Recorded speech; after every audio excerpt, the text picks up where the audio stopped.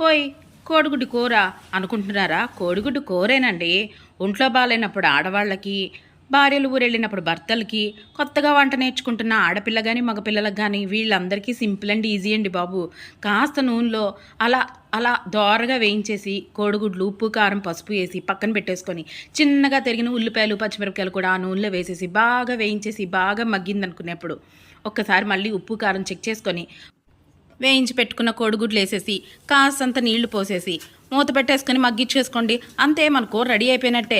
ఇదే కనుక మనం బద్దకించి చేయలేదనుకోండి ఏమవుద్ది, ఒక 1000 రూపాయలు అది హోటల్కి ఇచ్చుకొని బిర్యానీలు తెచ్చుకోవాలి. అదే కొంచెం బద్ధకం పక్కన పెట్టి ఇలా సింపుల్ అండ్ ఈజీగా చేసేసుకున్నాం అనుకోండి, డబ్బులు మిగిలిపోతాయి, నోటికి కూడా చక్కగా వెళ్ళిపోద్ది. మీరు కూడా ఈ గుడ్లు కూడా ట్రై చేయండి, చాలా చాలా బాగుంటుంది.